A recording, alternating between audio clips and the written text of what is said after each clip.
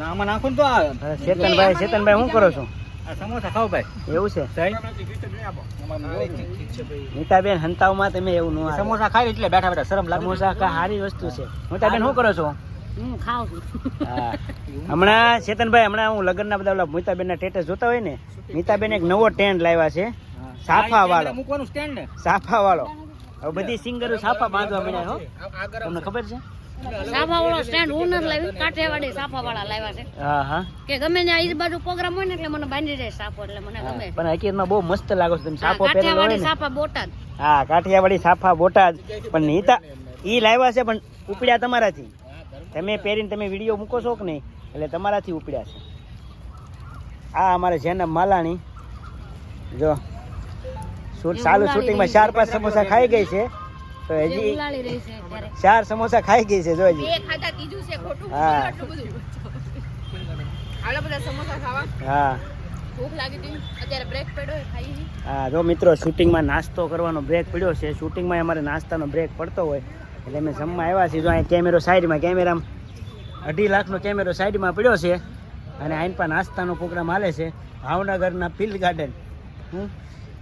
આ ભાવનગરની અંદર અમારું ભાવનગર મહારાજે બનાવેલું ગાર્ડન એટલે ફિલ્ડ ગાર્ડન. જય માતાજી મિત્રો, આજે મારા બ્લોગમાં છે સેલિબ્રિટી, આપણે ગુજરાતના નહીં ભાવનગરના સેલિબ્રિટી એટલે ઋષિકેશ.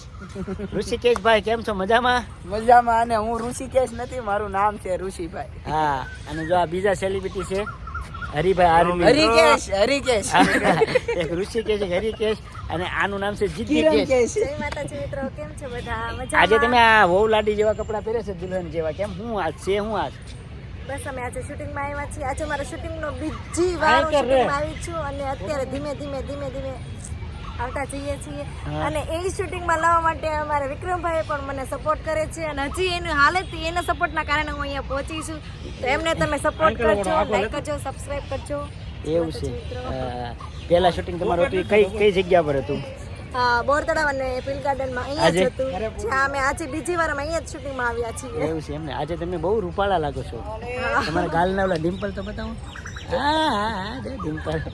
જો મિત્રો એ મારા ડિમ્પલ વાળા હિરોઈન છે. મને આવી ગયા દાંત. હા એટલે હાલો મિત્રો, જો 1 મિનિટ થઈ ગઈ છે. ઋષિકેશ મને કહેતો 1 મિનિટનો વિડીયો વિક્રમભાઈ બોલી નાખો એટલે મેં બોલી નાખ્યો છે. બરોબર, હાલો તારે. જય માતાજી.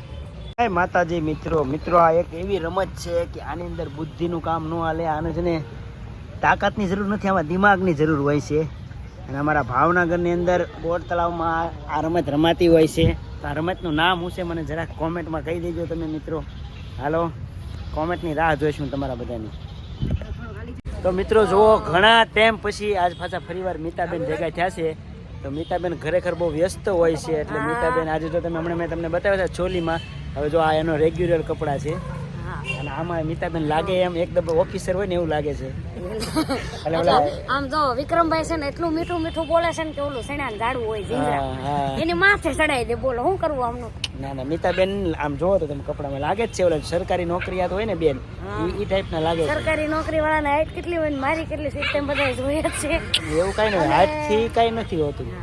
સરકારી નોકરીમાં હાઈટ નું હોય. પોલીસની નોકરી હોય કે આર્મીની નોકરી એમાં હાઈટ માંગે છે, બાકી તમે શિક્ષક હોય એમાં કઈ હાઈટ જો અત્યારે હાલમાં હું એક શિક્ષક જ છું બાસ્કેટબોલ કોચ તરીકે.